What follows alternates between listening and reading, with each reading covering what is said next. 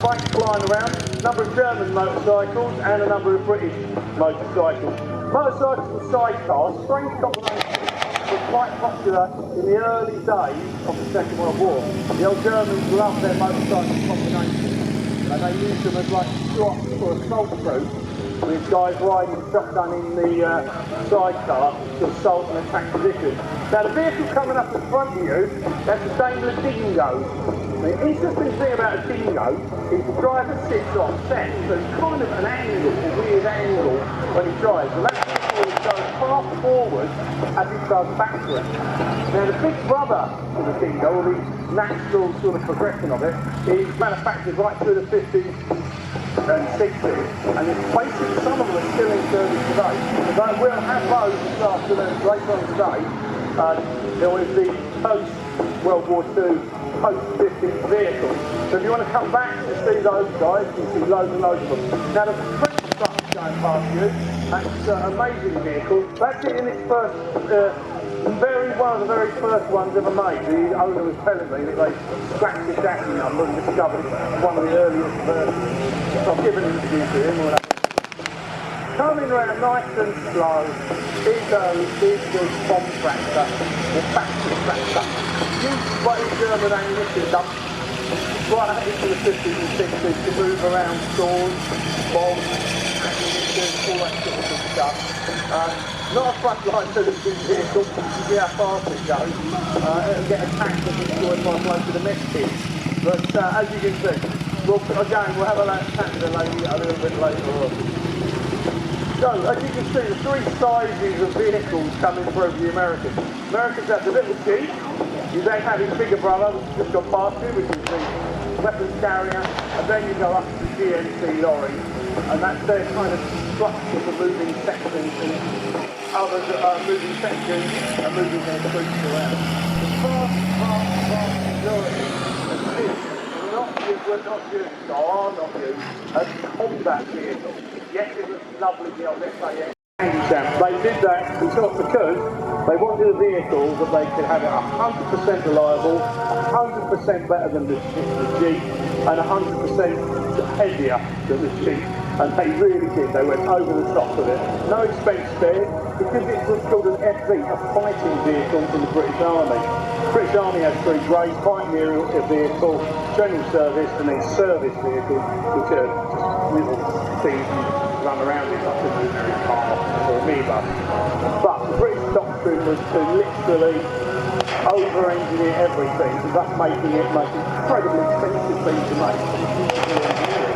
So as you said, GMC trucks coming through, just going past you, the nice grey Jeep behind. Now Jeep grey, is it a fashion thing? Is it the in colour of the year? No, it's used by US Navy, as I said, right across all the armies. These vehicles we've got the US Navy using them, US Marine Corps, US Army, and all sorts of US Air Force, all using their Jeep. And again, with the sand coloured Jeep, why is it yellow? Well, desert warfare, they're painted sand. If you're in the Arctic, or the snow comes down, you paint them white. Or, if it's the United Nations type, you see, again, virtually white. But as you can see, the proliferation of Jeep is right across the whole spectrum. Very easy vehicles to work on, incredibly easy vehicles to live with. They are readily available, so you can literally jack up a number plate in front, jack up a number plate in the back, and fit it inside, so you can swing it with all the bits and pieces of parts you can buy straight off a shelf from one of the main military suppliers. Very well stocked, very well serviced, a lot of the US Army vehicles are. Not so much the British stuff, and very much not so much the German stuff.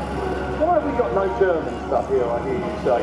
It's because basically we destroyed it all. It's very rare to find any German military vehicles knocking around. They are out there with provenance in history, but they tend to be sort of three house mortgages.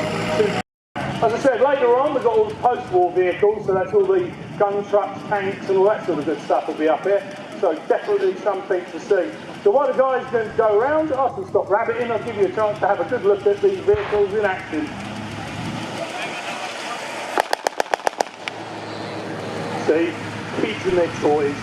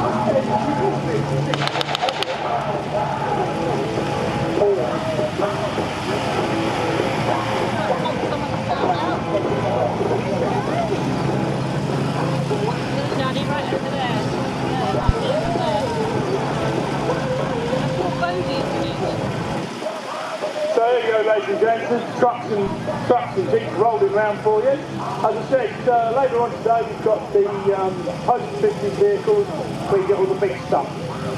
The armour usually comes out to space.